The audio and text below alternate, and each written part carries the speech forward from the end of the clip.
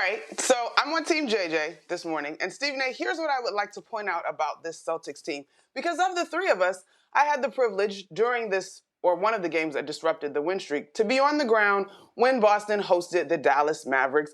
My wonderful radio partner, George Sedano, we had the radio call. It was delightful. As dynamic as the Celtics defense is, when we start talking about playoffs and we start talking about adjustments, yes, they switch out aggressively. However, ball movement still counts. And you're going to have a star on the other team, in this case it was Luka Doncic, who was able to move the ball quick enough to find Dorian Finney-Smith, who went off for 19 points and hit 2 big threes down the stretch of that ball game to send the Boston Celtics home or leave them home with a loss. And so when I think about the Bucks or the Celtics, we have not given enough credit for a team that has been there, done that, and it don't mean a thing if it ain't got that ring. All of those things, because of the Boston Celtics, because of the Milwaukee Bucks' ability to also defend and their experience in a series, I love what Boston is doing. They're 14-4 on the road since the turn of the new year. However, when we start talking about playoffs, they do not have the recent history that gives me confidence. And so I agree with JJ that the Bucks are still the team to beat. Yeah, they lost the other night without Giannis. That's a given. They're 8-2 in their last 2. The Celtics are 9-1 in their last 10, or in their last 10 rather. So to me, yes, we are thrilled with what we're seeing from the Celtics, and it has been a thing of beauty. But again, in a series where you're going to go head to head, to me, the defense will always be at a disadvantage to a degree when we're talking about some of the more prolific scorers leading their teams in the Eastern Conference because you have to react. That's just the nature of the game of basketball. And so, on both sides, I'm still going with the Bucks right now. JJ, before you jump back in here, I just want to mention, so nobody's talked about the Sixers or the Brooklyn Nets in this conversation. Just to be clear, we've got Miami, Milwaukee, and Boston. Again, is it possible? Yes. But there's more question marks about those teams than there are the other three teams. I just want to remind the audience that we're just talking about those three.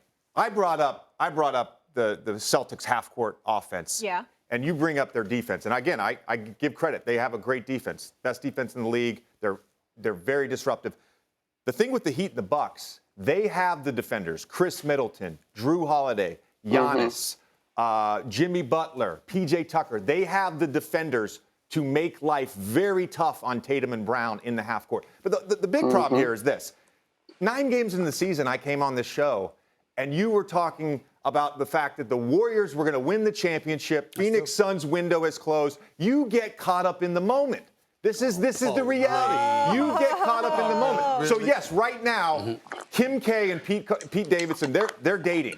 But you're the type of person who thinks they're going to date forever. Things are going to change. Oh, no, I don't Things are going to change. And things can change very quickly. So wrong you are. Things can change very quickly. I don't believe that at all. But I'm not going to knock the brother for having a good time now. My point to you is this. At the end of the day, when you look at the situation in Boston, first of all, let's understand something. You start off at the beginning of the season. I haven't jumped off the Warriors bandwagon.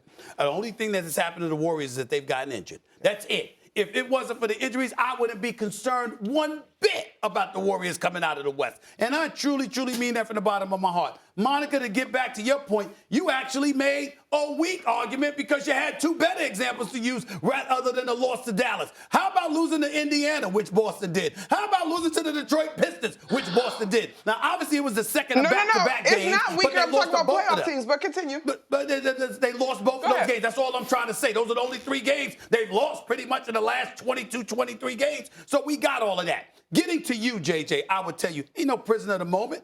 You watch what you see and what have you. I sat up there and I'm looking at Boston. I'm like, I didn't see this defense coming like this. I got to give credit where credit is due. I also didn't see Philadelphia and Daryl Morey just shredding their own bench. Yeah, they performed last night without Embiid and Harden, and that was nice to see. But them brothers got to show up come playoff times. It's immense pressure on Harden. We all know that. When I look at Miami, what do we say about Miami? Great culture, great team, great talent. Who closes for them? Definitively speaking, on a night-in, night-out basis. What's the answer to that question? I'm just saying the question marks combined with Boston's defense. And it's not like they got just one star. They got 2 of them. And it's not like Marcus Smart and others can't hit shots either. Hell, Pritchard, Pritchard, this guy's hitting shots for crying out loud. I'm just looking at Boston and I'm saying I can't ignore them. Monica, I can't ignore what I'm seeing. Monica, is Stephen A. prisoner of the moment? There's a great question. A little bit. Yeah, a little bit. I think you're right, Stephen A. You absolutely are. Listen. Listen. You said the I tell you what, word. You said the it's word a macro combination earlier. of That's the first time I've ever heard you say that word. That's the first time I've ever heard you talk about Go ahead, it from a macro sense. Monica, go ahead. Go ahead, Monica. Okay, I will say the nature of this MVP race is we all are going to be prisoner of the moment because I agree with JJ. It's going down to the wire. But I want to go back to what you said, Molly, in terms of none of us mentioning the Brooklyn Nets or the Philadelphia 76ers. Yeah. I think the road ultimately leads to the Bucks, period. Like, whoever is going to come out of the East, I think is going to have to go through the Milwaukee Bucks. And Stephen A., that argument is not a weaker argument because Dallas, of the three teams you mentioned, Dallas is the only actual playoff team. So what are you talking about? No, I was saying that other teams And it's they the most lost recent to. loss. I'm saying that it's perfectly respectable. I'm saying it was perfectly respectable to lose to a Dallas Mavericks team. The same Boston Celtics team that I was raving about lost to Indiana and Detroit. I'm saying those were worse